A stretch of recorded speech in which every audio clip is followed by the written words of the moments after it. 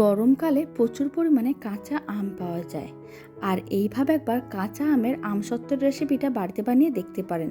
বানানো যেমন সহজ, আর একবার বানিয়ে আপনারা সারা বছর সংরক্ষণ করে রাখতে পারবেন। খেতেও ভীষণ ভালো হয়।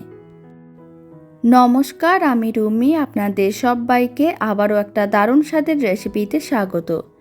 রেসিপিটি বানানোর জন্য আমসত্ত্বটি বানানোর জন্য প্রথমে আমি এখানে 700 গ্রাম কাঁচা আম নিয়েছি। আমের খোসাটা আর বীজটা বাদ দিয়ে এইভাবে আমগুলোকে চৌকো পিসে কেটে নিয়েছিলাম, আর ভালো করে জল দিয়ে ধুয়েও রেখেছিলাম। এখন একটা কড়াইতে বেশ কিছুটা পরিমাণ জল নিয়েছিলাম। জলটা ভালো করে গরম হয়ে গেছে। সমস্ত ধুয়ে রাখা আমের টুকরোগুলো দিয়ে দিতে হবে। তারপরে এইভাবে 10 মিনিটের মতন রান্না করে নিতে হবে, যাতে আমের টুকরোগুলো ভালো করে সেদ্ধ হয়ে যায়। 10 মিনিট এইভাবে রান্না করে নিয়েছিলাম, ফ্লেমটা মিডিয়ামেই ছিল। আমের টুকরোগুলো খুব ভালো করে সেদ্ধ হয়ে গেছে আর বেশ নরমও হয়ে গেছে। এবার আমের টুকরোগুলোকে এইভাবে একটু ম্যাশ করে নিলাম। এবার ফ্লেমটা অফ করে দিয়েছি। এবার এই আমের মিশ্রণটাকে একটা ছাঁকনির ওপরে নিতে হবে, আর তারপরে এইভাবে একটু প্রেস করতে হবে, যাতে মিশ্রণটা একেবারে মসৃণভাবে রেডি হয়। তাহলে আমসত্ত্বটাও খুব সুন্দরভাবে রেডি হবে।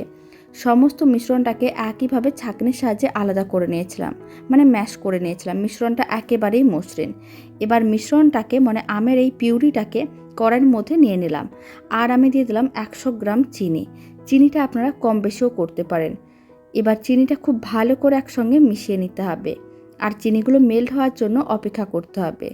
চিনিগুলো যখন মেল্ট হয়ে যাবে তখন নাড়াচাড়া করে মিশ্রণটাকে ঘন করতে হবে। আর এইভাবে মিডিয়াম ফ্লেমে কন্টিনিউ 6 থেকে 7 মিনিটের মতন রান্না করে নিচ্ছি, যাতে মিশ্রণটা ঘন হয়ে যায়। এখন আমি আপনাদের 7 মিনিট পরে দেখাচ্ছি। আপনারা দেখুন, মিশ্রণটা আগে থেকে একটু ঘন হয়ে গেছে। এইভাবে মিশ্রণটা যখন আটকে আটকে পড়বে, তখনই বুঝে নিতে হবে মিশ্রণটা রেডি। এবার ফ্লেমটা লোতেই আছে। এবার আমি দিয়ে দিলাম বিট লবণ, আর আমি দিয়ে দিচ্ছি কিছুটা পরিমাণ চিলি ফ্লেক্স। এতে দেখতে ভালো লাগবে আর খেতেও ভালো লাগবে। বিট লবণ ও চিলি ফ্লেক্সটা প্রথমে খুব ভালো করে মিশিয়ে নিতে হবে। আর যখন খুব ভালো করে মেশানো হয়ে যাবে, 1 ফোঁটার মতন ফুড কালার দিয়ে দিলাম।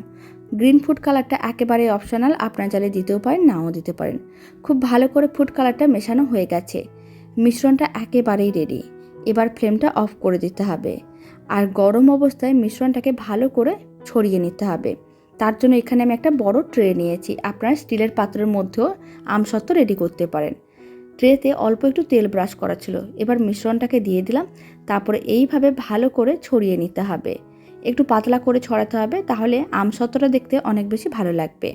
এবার 1 থেকে 2 দিন ভালো করে রোদে শুকনো করে নিতে হবে। এবার আমি আপনাদের 1 দিন পরে দেখাচ্ছি।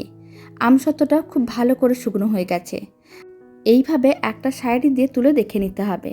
আপনারা দেখুন, খুব সুন্দরভাবে আমসত্ত্বটা আলাদা হয়ে যাচ্ছে। তখন একটা ছুরি নিতে হবে, আর এইভাবে লম্বা করে কেটে নিতে হবে। আপনারা চাইলে আমসত্ত্বটাকে চৌকো পিসেও কাটতে পারেন, আর না হলে এইভাবে লম্বা করে কেটে নিয়ে তারপরে এইভাবে একটু রোল করে নিতে পারেন। আপনারা আপনাদের পছন্দ মতন যে কোনো শেপে আমসত্ত্বটা কেটে রাখতে পারেন, এতে দেখতে ভালো লাগবে। আর এইভাবে আমসত্ত্বের রেসিপিটা বাড়িতে বানালে কমেন্ট বক্সে জানাতে একেবারেই ভুলবেন না খেয়ে কেমন লাগলো। আর ভালো লেগে থাকলে আপনারা যদি ফেসবুক থেকে রেসিপিটা দেখছেন, পেজটিকে ফলো করে নেওয়ার অনুরোধ রইল। ইউটিউব থেকে দেখলে চ্যানেলটি সাবস্ক্রাইব করে নেওয়ার অনুরোধ রইল। আপনারা দেখুন, আমসত্ত্বগুলো দেখতে খুবই সুন্দর হয়েছে।